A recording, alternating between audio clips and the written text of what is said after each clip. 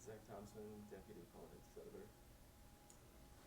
You've talked just a little bit about universal basic income. Yes, just a tad. One of the reasons you give as a reason for doing this is you say that job training programs just are not up to snuff, have not been very effective. Given all the technological disruption you expect, we'll still need job training. How would you remake job training to make it more effective? Well, first, I want to thank you all for the work that you do. Local journalism is the lifeblood of a functioning democracy in many, many communities. The more effective job training programs that I've seen have been based upon existing employers and existing jobs. So if you have, let's say, a manufacturing plant in Davenport and it's looking around for people who have certain skills to be able to operate certain machines, and then they say, look, if we have the certification program, potentially having a person actually use the machines that they need you to become expert in, then that tends to be fairly successful.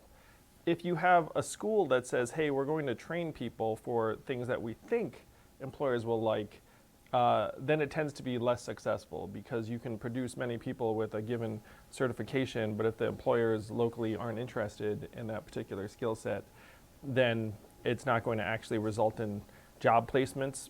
If you look at the retraining programs that were available and federally funded to the manufacturing workers who lost their jobs, you had a number of complications. So the average manufacturing worker, when they lost their job, was middle-aged. Like the average age range might be 49 to 55, somewhere in that range. And many of them had some existing ailment, which if you have a job, then you soldier through. You say, hey, my back hurts, but everyone's back hurts, and then just go do my job. But then when that plant automates away that person's job and they look to get retrained, their native skills might be somewhat out of date, where the new equipment's concerned, or it could be that if you're an employer and you look at it and say, do I want this 50-year-old who might be developing some health problems, or do I want to try and take someone out of a community college program who might have more recent skills and might frankly be cheaper? Because if you're just starting your career and you're 24, you might accept a lower starting wage than the 50-year-old who might have been accustomed to making a little bit more. So when I looked at the government studies around the federally funded retraining programs for manufacturing workers, they showed abysmally low success rates, 0 to 15%. Half of those manufacturing workers never worked again. Of that group, about half filed for disability, which you saw in communities here in Iowa. You all lost something like 50,000 manufacturing jobs over the last number of years. I think there were some retraining programs that were made available to those workers, and they did not work for the most part. And if you go to the communities that used to have these manufacturing jobs, most of them have never recovered. There's a reason why Iowa went from being very, very purple, right up the middle, to Donald Trump winning by 8 points. Things are turning red here in Iowa because the economic vitality is getting sucked out of your communities. It started on the farms, then it moved to the factories. Now it is moving to your main streets. 30% of stores and malls are closing. I believe the Des Moines Mall may be one of the victims of the fact that Amazon is soaking up $20 billion in business every single year and paying zero in federal taxes. So if you think about the retraining of workers, unfortunately it's not just a manufacturing problem, it's migrating to other parts of the economy. Eventually we'll migrate to the 100,000 or so truck drivers here in the state. And the truckers have a very similar profile to the manufacturing workers, but they're even more predominantly male, 94% instead of 65%. Again, average age 49, average education, high school or 1 year of college. So one of the criticisms of UBI is the fear that it will undermine the dignity of work. Joe Biden has made this argument, saying that individuals need a sense of purpose and often get that through a job. How do you respond to that criticism? I could not agree more. Jobs are about much more than income. They're about structure, purpose, fulfillment, community, many of the things that make us feel valued day to day. The misconception that Joe might have and others might have is they fail to realize what $1,000 a month would mean throughout a community or a state. So let's say here in Iowa, you all get $1,000 a month in addition to your current income. Where does that money go? The money goes right back into your local businesses and organizations, to daycare expenses and car repairs you've been putting off and Little League signups. And every single one of those businesses then has to staff up and expand to meet more robust demand for their services. So instead of getting this money and everyone stays home, actually the money ends up creating, in your case, tens of thousands of new jobs right in your main streets. But it would also supercharge things like volunteerism, arts, culture, nurturing and caregiving, journalism to some extent, actually, because you can imagine at least some of this money ends up supporting local journalistic efforts. So I could not agree more with the fact that we thrive on having fulfilling work. The question is, how can we create tens of thousands of fulfilling jobs for people here in Iowa? And I would suggest that the most direct and effective way to do that would be to put buying power into your hands so that your economy can actually reflect your needs and values every single day. One thing you talk about is how that UBI is basically pro-woman, and that more women than men still provide caregiving at homes, and this is a way, in a way, to sort of give some nod to paying for that help. There certainly is the argument that caregiving, even in the sort of paid workforce, tends to be a very low dollar occupation. Yes. Could that, though, be a disincentive for higher wages for people working in caregiving occupations? If you look at the gender disparities, it goes beyond the fact that women do more of the parenting and caregiving work. Women get paid less even if they're on the job.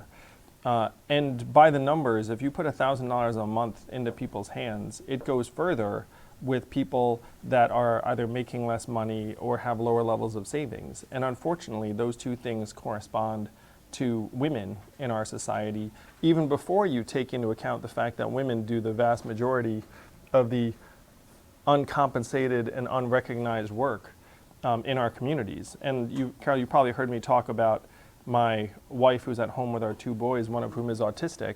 Her work is valued at zero every single day. But I want to think bigger about women who suffer from domestic violence or harassment on the job. How many of those women would be able to improve their situations or leave if they weren't dependent upon the partner or the boss at the diner for their income to survive? This would be the most pro-woman, anti-exploitation, anti-harassment measure we have ever adopted as a society, because women would be able to improve their situations directly by simply leaving or saying, look, I don't need this job. I can go home and at least survive for a little while until I find a job that isn't going to harass me on a regular basis. But I want to take a step further and dig into what you said about the fact that right now a lot of the caregiving work is being done by women. It's very low paid work. It is. If you look at the people who are actually caregivers for the infirm, it's vast majority women.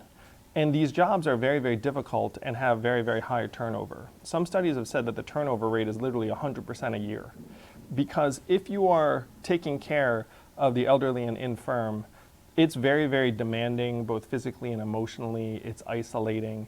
Even just moving someone to go to the bathroom several times a day actually is a great opportunity to hurt your back. And that's one of the reasons why these jobs are so high turnover. So the question is, how do you actually channel meaningful resources into the hands of caring for our seniors? And if you had a dividend of $1,000 a month that stacks on top of Social Security, you then can actually create much more sustainable jobs to take care of people as they age. Because right now, certain people can afford assisted living communities, and then there are more robust services. But for many others, they're going to be taken care of by family members who right now are obviously not compensated or recognized in any way for that, Or if they employ someone, it's going to end up being, frankly, a woman that is being exploited in the workforce in a very high turnover field. The Democratic field in many ways on healthcare is kind of divided into a Medicare for all and a public option. You land on the Medicare for all side of that spectrum. I'd like you to walk through in detail how you pay for it. To me, the confusion around how we pay for healthcare misses the central point, which is that we're already paying through the nose for our healthcare in so many ways. We pay for it through higher prices. We pay for it through the fact that millions of us can't change jobs because we're afraid to lose our health care. We pay for it because it's the #1 cause of bankruptcy for families. And we pay for it because it's much, much harder to start a business without having your health care being secure and provided for. It's one reason why new business formation rates are at multi-decade lows in 80% of the country, including right here in Iowa. It also misses the fact that we're spending 18% of our GDP, over $3.6 trillion on our healthcare right now, twice as much as other countries, to worse results. Now, how can this be possible? Part of it is that 30% of the $3.6 trillion we're spending is waste. But a lot of it is because our healthcare system is not actually designed to make us stronger and healthier. It's designed to maximize profits and revenues for the drug companies, the device companies, and the private insurance companies. The way we, quote unquote, pay for it is we actually start trying to align the incentives and the resources that are being put to work to actually be dedicated to patient care, which they are not right now. I had a friend who's a genius at numbers go through the numbers of, well, she did it independently. I didn't ask her. She just did it because it's her job. But she looked at the numbers in the healthcare industry, and she said she has never seen price gouging, profiteering, and the profitability levels that she saw in the drug companies, the device companies, and the private insurance companies. She said it's completely unsustainable. So that is what the American people sense instinctively. When's the last time an American got this news from their insurance company? Great news, your premiums have gone down. That has never happened to any American, ever, because their entire business model is just to ratchet the prices up year after year. It has reached an unsustainable point, and the American people understand that. A lot of other candidates, maybe sitting in the same chair, have talked about needing to flip the incentives in healthcare, so it's about well care instead of, just treating you when you're Activity, sick. yeah, revenue. Activities, outputs. But we see a little change year after year. How do you really flip those incentives? Well, you try and find what has worked out there in the real world. And so I'm inspired by the success in the Cleveland Clinic, where they began paying their doctors and providers based upon essentially a market salary. And then what you saw is that those doctors prescribed fewer drugs, decided that fewer procedures were necessary. And this was not negative for patient health and outcomes. It was actually positive. And it saved money because it turns out if your incentives are not tied to level of activity, then you look at a patient and say, you know what, I think you might be able to go home and just have like a wellness regimen or see a physical therapist or do something that doesn't involve cutting you open and spending tens of thousands of dollars. We're human beings. We respond to structural incentives. If you are a physician and you get paid more based upon how many procedures you perform, then your natural inclination is to say, a lot of people seem to need a procedure around here. If you're getting compensated independent of that, then you use a clinical judgment set that might lead to better outcomes. So a lot of it's tied to compensation of doctors. There is another model that has worked, aside from the Cleveland Clinic. It's a capitation model, where you go to a hospital and say, okay, how many people do you serve? What are the average costs for serving people in your market? We're going to essentially have you have relatively constant revenue flows and compensation, and it's up to you to try and make the best possible use of that to make people stronger and healthier. So there are things we can do immediately at the margins healthcare is 18% of our economy, and one thing that I'm concerned about, and I think some of the other candidates are concerned about as well, is that you can't make wholesale changes to 18% of the economy without causing real disruption and pain in various communities. One number, as an example, there are about 660,000 Americans right now who work in private health insurance.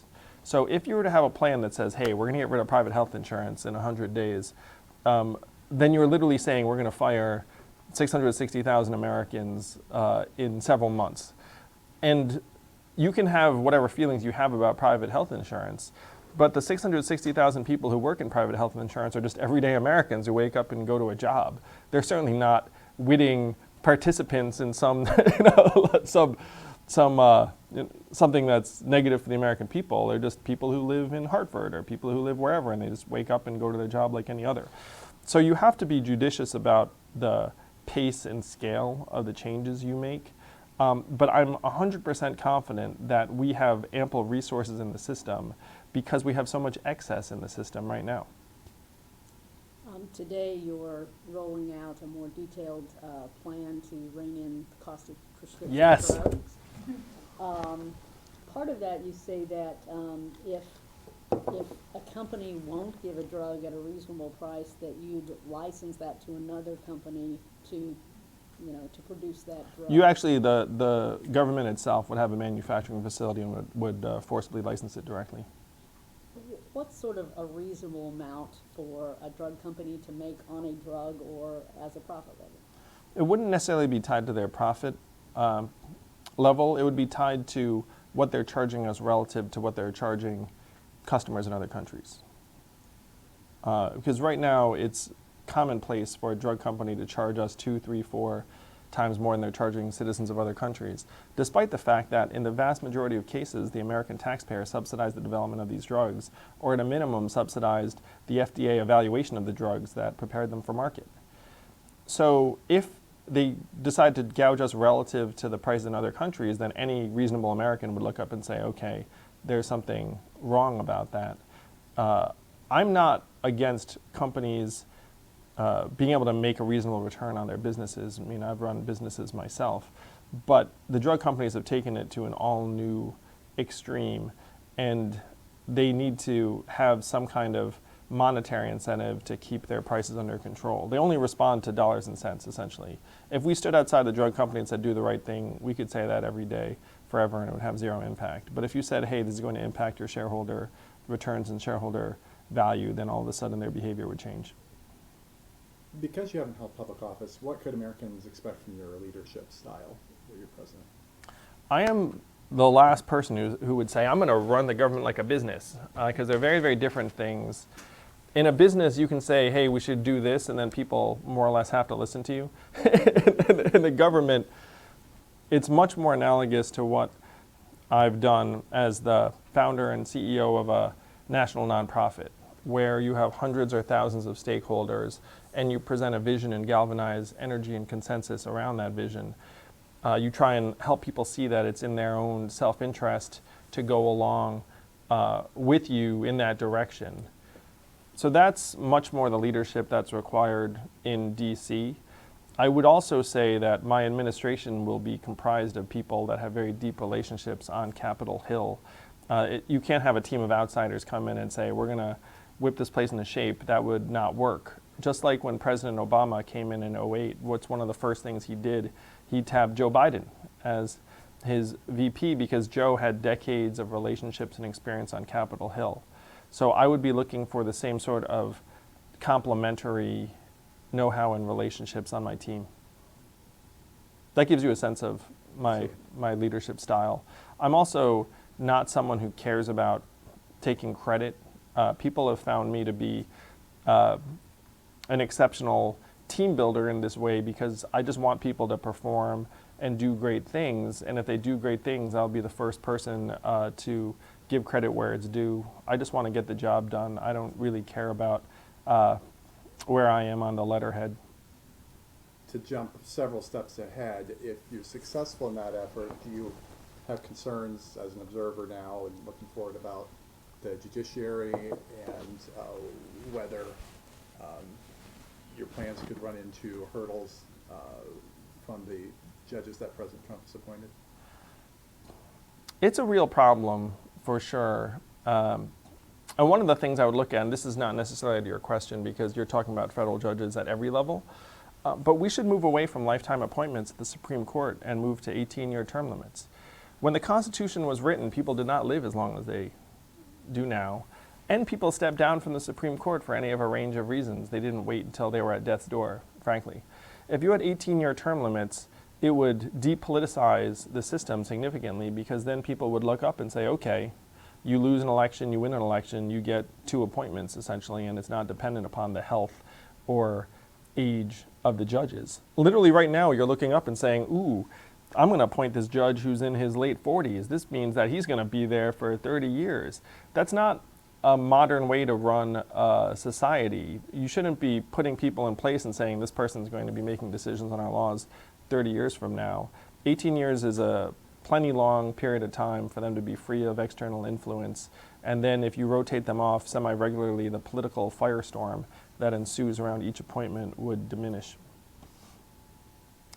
But I do want to try and, frankly, counteract or reverse many of the judicial appointments that President Trump has made over the last number of years. When you were talking about drug companies, you said you just can't count on them to do the right thing. You talk a lot about human-centered capitalism. Yes. And want to measure things like improvement in childhood success rate or improvement in the marriage rate rather than looking at GDP. But how do you overcome just basic human greed? Well, this is the fun part, Carl. So as president, it's going to be within my authority to go to the Bureau of Economic Analysis and say, hey, GDP, 100 years old, kind of old and out of date. We should modernize it to include things like our health and life expectancy, our mental health and freedom from substance abuse, our childhood success rates, clean air and clean water. The fact is right now, GDP is at record highs, but also at record highs in the United States of America, stress, anxiety, depression, even suicides and drug overdoses. It has gotten so bad that our life expectancy has declined for 3 years in a row. The first time that's happened in 100 years. Last time it happened was the Spanish flu, a global pandemic that killed millions. So you have to ask yourself, if GDP is at record highs but your people are dying earlier, what are you going to listen to? And as president, it's going to be well within my authority to say, look, we're now going to modernize our economic measurements. I've actually talked to economists in the Bureau of Economic Analysis, and they said to me, it's about time. They've been trying to modernize the measurements for years because they know that the current measurements don't work. It's not just GDP. Stock market prices correspond to the fortunes of the top 20% of Americans. The bottom 80% of Americans own 8% of stock market wealth, and the bottom 50% own essentially zero. So why do you care about a stock market that only corresponds to the top fifth of your people? Headline unemployment rate, which we get beaten over the head with all the time. They say, ooh, it's at this great 3.8% rate. It's really low. But what that obscures is the fact that our labor force participation rate is down to a multi-decade low, same levels as Costa Rica and El Salvador, that 94% of new jobs in this country are temp gig or contract jobs that don't have benefits, the fact that 40% of recent college graduates are doing a job that doesn't require a college degree. None of that appears in the headline unemployment rate. So Carol, you ask about how do you mitigate American greed. It's like a separate set of issues. Issue number one is how do you actually measure your society's progress? And one of the reasons I'm going to suggest that people in Iowa are getting increasingly distressed and depressed is they're getting told, hey, the measurements are good, but then they look around their communities and are like, well, things don't seem so good. My kids feel like they have to leave the city or the state in order to access the opportunities they need. Cost of housing and education and healthcare just keep on creeping up even as my wages stay the same, my job is insecure, my mall just closed, my factory just automated away a bunch of the jobs. So why are the measurements telling us we're doing great? If you had the right measurements in place, you would see we're in a wellness depression, we're in a mental health depression. And so number one is getting the measurements right. We have to make it so that we're greedy for improving our own lives, or we're greedy for making our kids' lives better, or our air and water cleaner. So that's number one, it's a measurement problem. And fundamentally, if you have the wrong measurements, you never make progress. So this is mission number one. Now mission number two, how do you actually adulterate the greed that has frankly pushed our country to this point, overrun our government, made it so that everything revolves around the almighty dollar in the society. Number one, you actually put more dollars in the hands of the American people very quickly and broadly in the form of a freedom dividend. Number two, you give us all 100 democracy dollars that we can only give to any candidates or campaigns. Because right now, the way that our government works is that it responds to the moneyed interests. So the answer is actually to make it so that the American people and the money are unified. You know what percentage of Americans right now donate to a political campaign? You guys are a political journalist. Don't worry about it. It's a tricky number. So you're experienced enough to know it's a very, very low number. Even here in Iowa. Of course, here in Iowa, you're like, I don't need to donate because my vote is going to determine the course of history. It's true. We raise money in other parts of the country to spend it on you. We're certainly not going to ask you for money. Though if you do give money, fantastic. It's more like a vote. Just give us $5, doesn't matter. Anyway, fewer than 5% of Americans contribute to a political candidate or campaign. So if we gave 100 democracy dollars that you could give essentially for free to a candidate or campaign, what would that rate rise to? People are still pretty lazy, so it would not be 80% or 70%, but it might go from 5% to 40 or 50%. And even at 40 or 50%, you're looking at washing out the lobbyist cash in Washington by a factor of 4.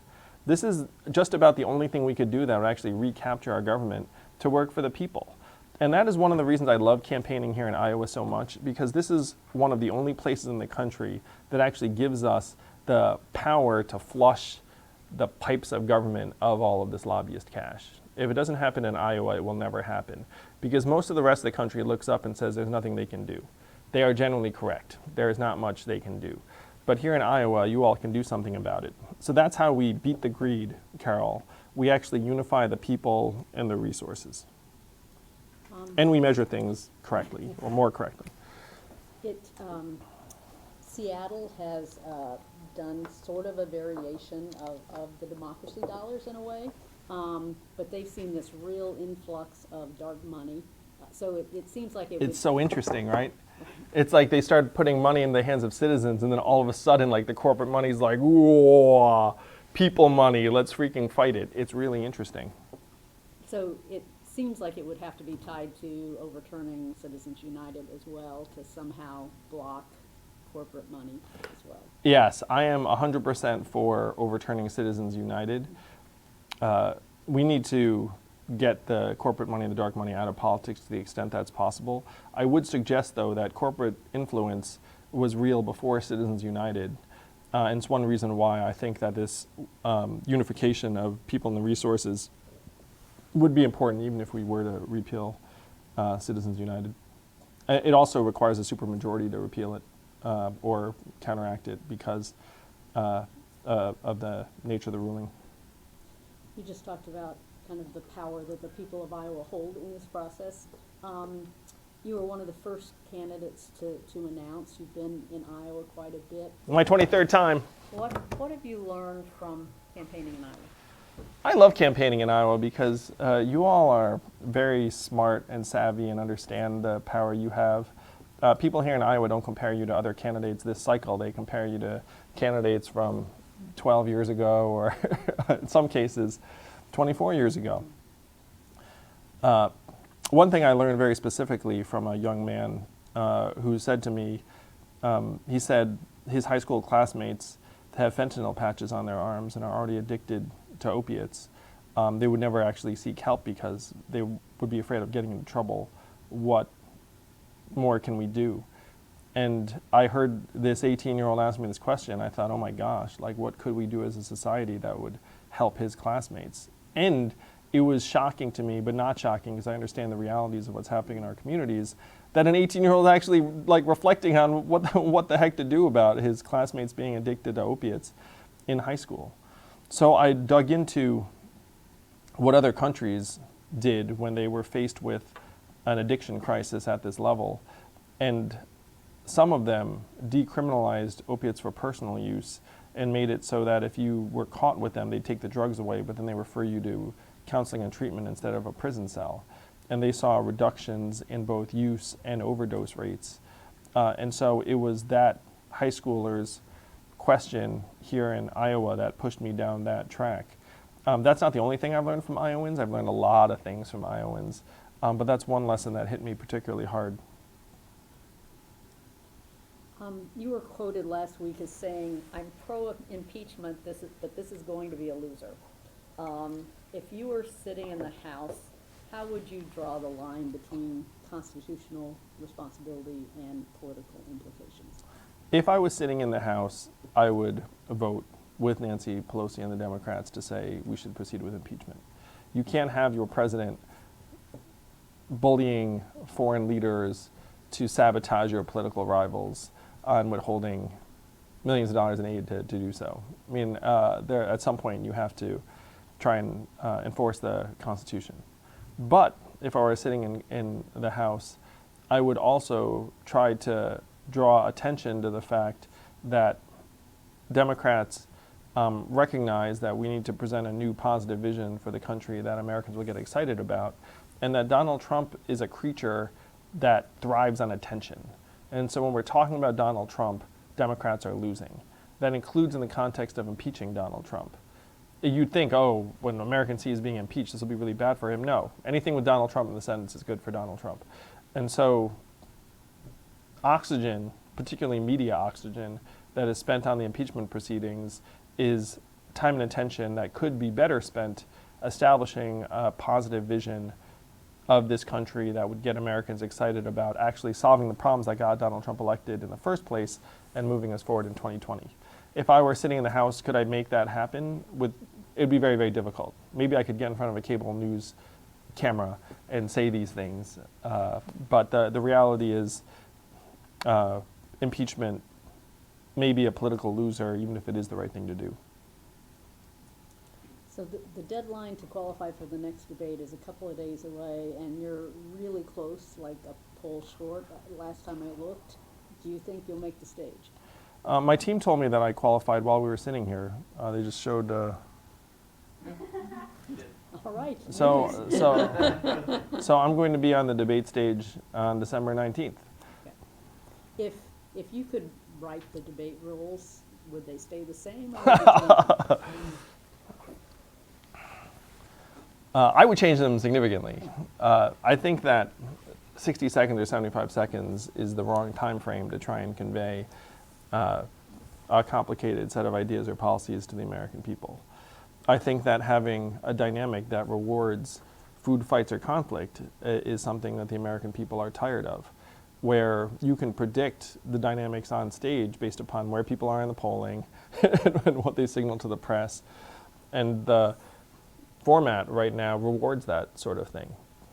So if you were to make the change, what you'd want to do is do something that's actually a combination of both real-time and asynchronous, where I would suggest to folks that maybe this sort of format or conversation might be a better way for you to get to know various candidates and their point of view than a 60-second soundbite.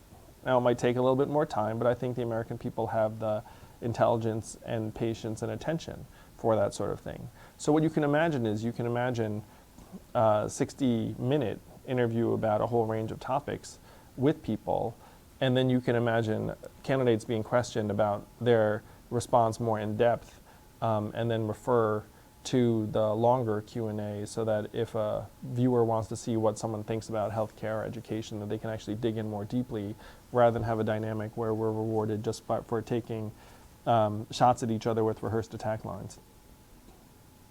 When it comes to technology companies and social media, you've mentioned that maybe there's a role for the government in combating disinformation. Am I wrong to think that that's at best a really difficult needle to thread for the government to have a role in what could be construed as censorship? In that? It is difficult, but there's really no choice eventually. Because right now, if you have one, market-driven incentives that reward more sensationalist content on one hand, and then two, you have many bad actors, including foreign governments, who actually have this very high rooting interest in misinforming the American people and pitting us against each other. This is before deepfakes are widespread, where they could just show me saying something to you and it's indistinguishable from reality. So at what point do you say, well, this is going to lead us towards a really negative degree of polarization? I mean, you can argue we're already there. And so what do the counterweights look like? I'm friends with some of the folks in the tech companies, and at this point they're begging for government regulation, which is unheard of in that industry. They are not fans of government regulation, but right now they realize they're being put in untenable positions where they're making what should be public decisions because of the nature of their platforms and the nature of the information that they're spreading and sharing. So for the government to say, well, we can't make those decisions, we'll leave it to Facebook, I mean, that doesn't make any sense at all. Like, if you believe in government at all, you would say, well, the government has to get in there and start establishing some kind of standards and protections. And if you ask the American people right now which set of risks they would rather pursue, the set of risks where we all devolve and don't even know what the facts are and can't even agree on, on like the parameters of a conversation, or that the government's going to screw up and somehow censor us all, even though at this point it'd be very difficult for the government to censor us all given the nature of the internet and the fact that, you know, like you could put information out there in a particular way. Like, I would argue that at a minimum you'd be trying to balance those interests. But the government just saying we can't figure it out is not a way to solve these problems. I understand the concerns, and I do think it's a very, very difficult balance to draw. But who would you rather make that decision, Congress or Facebook? How do you think the American people would decide that? They don't have much faith in either Congress or Facebook. This is true. So what I'm suggesting is that you have like a bipartisan commission. You have a whole set of journalists on this commission that maybe the American people even know and respect. Maybe, right? You could find a few, I'm sure, like a dozen, or, you know, and then they go out and say, look, like, we're on this panel. If it gets to a certain point, then we'll make a judgment, not get it right every time. But if you dig into my platform on the website, you'll see I have many pro-journalism proposals, because I think that local journalism is dying. Over 1,000 local newspapers have gone out of business because their classified revenue disappeared to Craigslist, and they used to rely upon local businesses advertising in their pages, and you know what happened? The local businesses went out of business. So if you're like the local paper, who the heck are you going to advertise for? So you die, and then that community gets less information, and studies have shown that then their voters become more polarized. Because if you don't have a basic set of facts in your community to agree on, you're just going to vote based upon whatever your party registration is, and democracy suffers. This is yet another symptom of the fact that the market is now the overwhelming force in American life, where if the market says local journalism shouldn't exist, then local journalism doesn't exist. And if our democracy suffers, well, the market didn't like it, so tough luck on us. At some point, you have to look up as a country, and it's really going to be up to Iowa to make this happen, to say, you know what, maybe we value things independent of the market. Maybe we think having a local paper is important for functional democracy in that community. And so then where do the resources come from?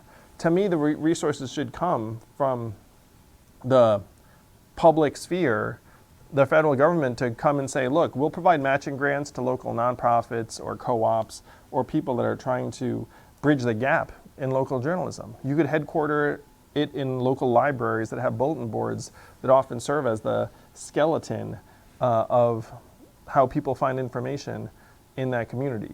So this is an example of something where you could yell at me and say, like, government interfering with journalism, this is a terrible idea. And then you'd be like, well, do you just prefer local journalism doesn't exist? Like, is that the alternative that you prefer? So at some point you have to try and believe in government to start solving some of these problems. Can you talk a little more about your relationship and your campaign's relationship with the media? It seems like from watching y'all on the internet, it's sort of a love-hate relationship. There are things that you or your campaign officials on Twitter have said against the media, and then, as you know, the Yang Gang will click on anything that's about you, and they think that'll have an impact on your coverage. Talk about how you see that relationship. First, let me say I have a love-love relationship with the Des Moines Register. That's true. You all have been very, very fair to me, even generous from day one. I showed up here. I showed up here before just about anyone else, and I actually would say that my campaign would never have reached this point if not for the Des Moines Register, because you all were the first people to include me in a national poll. And just having my name in that poll actually ended up spurring other people to put me on their poll. That's how I got the 1%. That's how I got on the debate stage. That's how I've now raised tens of millions of dollars. And it was because the Des Moines Register treated me as a real candidate when I first showed up to the Iowa State Fair, not this year, but last year.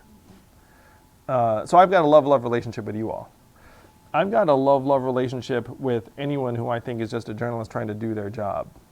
Now, and I'm not someone to complain about doing a very difficult job because, you know, it's like people like have hard jobs. The only part of the media that I would take issue with, and unfortunately there's a growing part of it, are the organizations that you could tell are very, very driven by particular financial and market incentives, and as a result of that, their coverage takes on a less than objective slant or angle. And we know who I'm talking about, really. And this, again, is a symptom of the fact that the market rules all, and that if you're a modern-day media company and you write a more sensationalistic or even antagonistic headline, you'll get more web traffic, whereas if you wrote something that was really neutral, then no one clicks on it, and then your editor yells at you, and then you lose your job. I mean, that's just, you know, where we are right now in journalism. So Des Moines Register, you all are awesome and above board. Most media outlets, I think, are doing a difficult job to the best of their ability. There are a few media outlets that you can tell they've got something of a market-driven agenda, and I do not think that's great for the American people. Some of your statements on foreign policy sound almost isolationist. Quote, America has involved itself at too high a cost in foreign issues that don't concern us. Then you kind of point back to look at all of the Americans who are living paycheck to paycheck. Shouldn't we put our attention there? So how would you decide where to and how to invest American dollars abroad? I am the furthest thing from an isolationist, let's put it that way. Like, I know that America benefits greatly from the international world order that we helped to establish. The question is, how do we maintain and preserve that world order? Do we do so by spending $650 billion on our military-industrial complex every year and sending our troops to fight in wars for 18 years that the American people aren't on board with, even though our Constitution says that it needs to be approved through Congress and from the American people? Or do we try and invest in our world order by being a steadfast partner and ally and build international consensus and even build a new international organization modeled after the WTO for data and technology, like the World Data Organization? Who's going to be proposing a World Data Organization if they're an isolationist? Like, nobody. The mechanism through which we operate, in my mind, should be much more consensus-driven, and we need to let our partners and allies know that we are not going to turn away from the world and that we're here to stay and that our commitments are good. That's the kind of investment we need to make. But that does not mean necessarily spending hundreds of billions of dollars on military expenditures that may or may not be making us any safer. So could you kind of walk us through your criteria for committing troops? I've got a three-part test to commit our armed forces in our foreign theater. Number one, there needs to be a clear, vital national interest at stake, or the potential to avert a humanitarian catastrophe. One of those two situations. Number two, there needs to be a clearly defined time frame where we can look our men and women in the eyes and say, you will be here for this long to accomplish the mission, and then you will be able to come home. And not some overly optimistic timeline that you dreamt up in the boardroom, and then when they get there, they'll find out that they can't actually accomplish the mission for years and years. Like an honest time frame where you say, we can get in, we can get this much done, we can get out. Number three, we need to have partners and allies that are willing to join us in the mission. If those three things apply, then I would consider sending our troops into harm's way. Part of your climate change plan talks about nuclear energy, and there aren't many other candidates that do that. Have you got some other allies in the field who talk about nuclear energy these days? You say allies in the field, you mean the other candidates? Yeah, Well, I think nuclear energy gets a very bad rap politically, and I sense that some of my fellow candidates are actually more open to nuclear, but aren't really going around talking about it that much.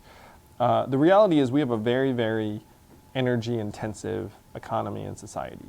And if we're going to get serious about moving away from fossil fuels towards more renewable sources of energy like wind and solar and biofuels, nuclear should be on the table as part of the solution, particularly because some of the next generation nuclear reactors may be able to mitigate some of the things we don't like about our current nuclear reactors. So I think it needs to be on the table. We're in a crisis with climate change. We're decades behind the curve.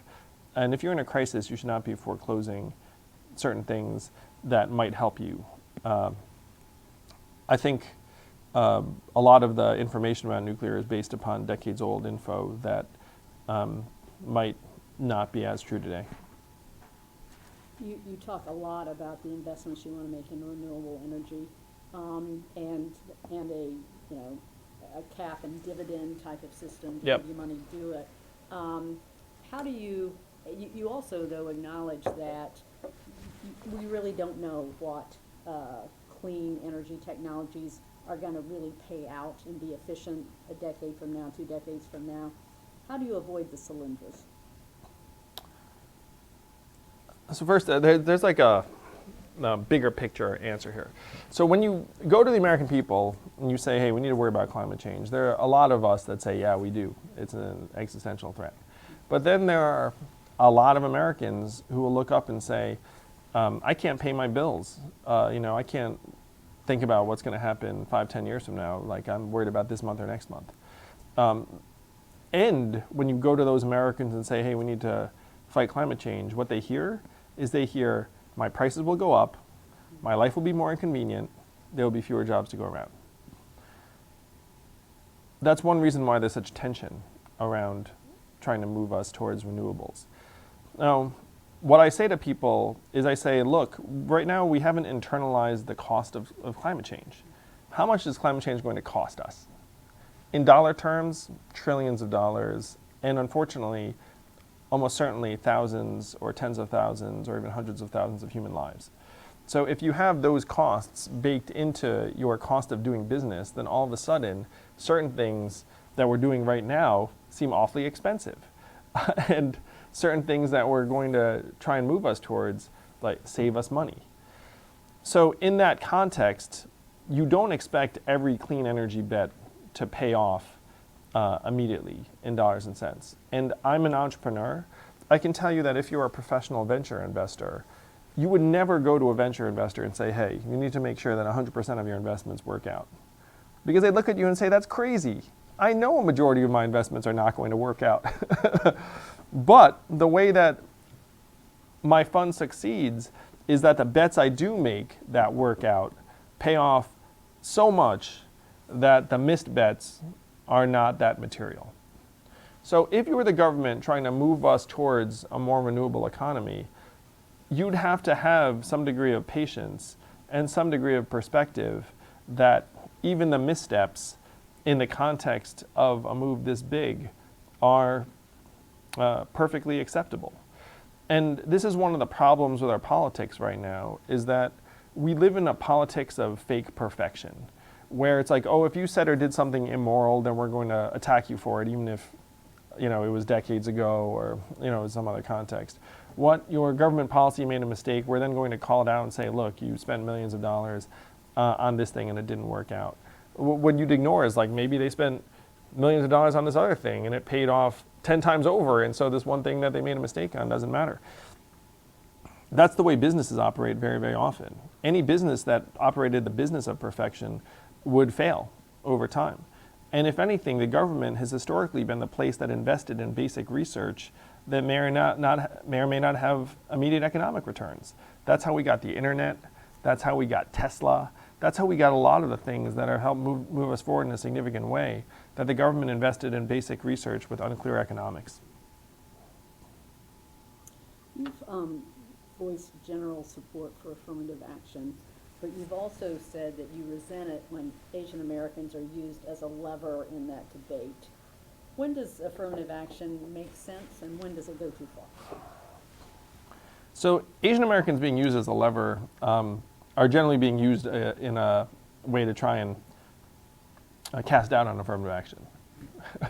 So those two things are actually complementary, where like I'm for affirmative action and I don't like when Asian Americans get used as a lever. I like affirmative action where it helps put people who are right now locked out of a particular institution or system a chance to participate and succeed. You know, I look at the schools I've attended, many of which were significantly more diverse because of those policies than they would have been otherwise. Bigger picture, I think we're making way too much out of standardized tests in this country. Standardized tests are not a measurement of human worth or character or of your potential. And so if you had a school that was going around saying, hey, your SATs are X and we're just going to admit people based on that, to me, we should have a more holistic approach. So I think affirmative action certainly has a place to try and include people that would otherwise be left out, and in some cases helping to address historic imbalances that certain communities have experienced. You'd obviously be the first Asian American president. What ways do you think that would make a difference in your presidency? I'm very proud of being the first Asian American man to run for president as a Democrat. I think one of the things I bring to the table is that Americans sense that I'm not particularly ideological, that I just want to move us forward, and I'm very information and data driven. I think that's going to give me the ability to get things done in Washington that other people might not, because they might have a stronger ideological stake in a particular approach to a problem. I think I might be able to help us bridge the relationship with China in a way that helps us address climate change and the competition in artificial intelligence that we're facing. Things that I think are going to be very important to us moving forward. And I think that my presidency could help restore a sense of what's possible in this country, where my father grew up on a peanut farm with no floor in Asia, and his son is running for president, and in this hypothetical, obviously, I am president. So one of the signals that sends to the rest of the world is that if you are someone who's looking to build a life or a career or start a family, that America should be a place that you want to do it. This is a competition that we historically have won, where if you are a bright, ambitious person in Asia or Europe or Africa or Latin America, you tried to come to the United States. And we've benefited from that tremendously. My father immigrated here as a graduate student in physics and generated 69 US patents for GE and IBM, which I think was a big net win for this country. And so we have to become a magnet for that kind of human capital again, and I believe that my presidency could help us move in that direction very, very quickly. You frequently joke about being the Asian guy that does math, or that you know lots of doctors. Do you worry about reinforcing stereotypes, or that you'll go too far in some of that self-deprecation?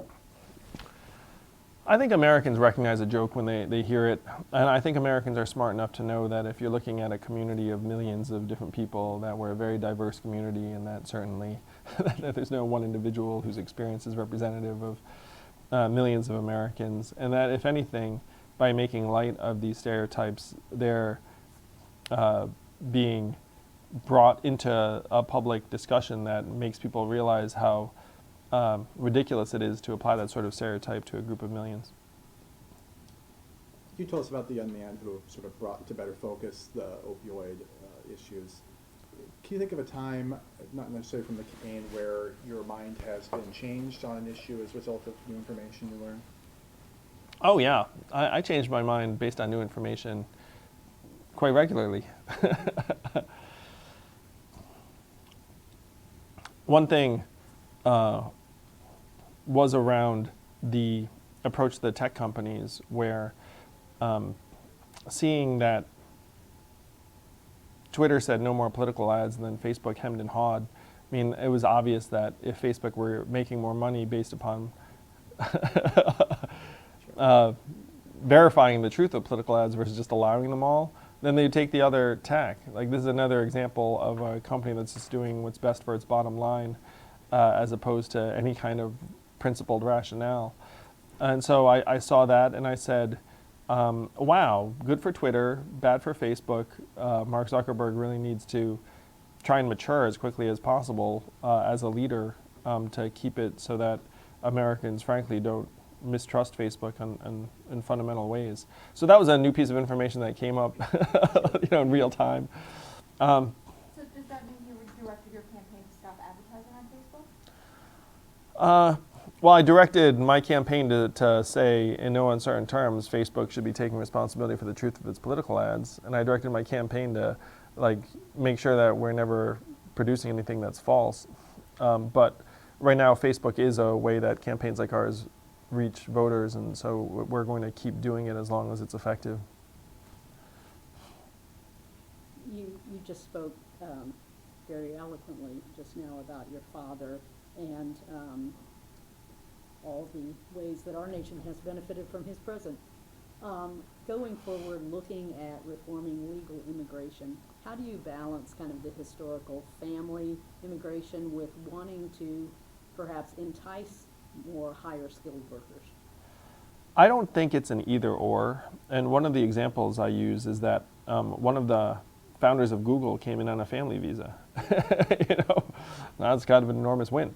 So you can adopt an approach where we staple a green card to the diploma of any international student who studies here in this country, which we should do.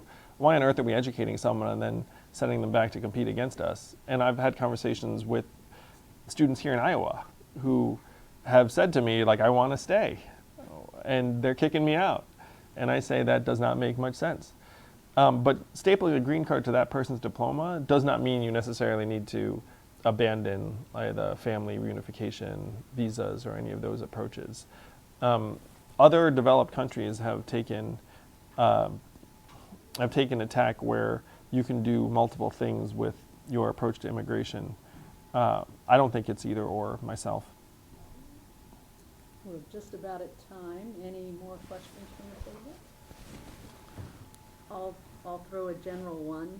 How will America be different in 2024 at the end of your first term? Everyone will know that I became president in large part on the promise of a freedom dividend that puts the benefits of the 21st century into our hands. And here in Iowa, you can see it. 30% of your stores and malls are closing because Amazon's sucking up all this value and they're paying zero in taxes. By 2024, every American will be a shareholder and owner in the gains of the 21st century economy. This $1,000 a month in your hands will make our families stronger, more whole, healthier, mentally healthier.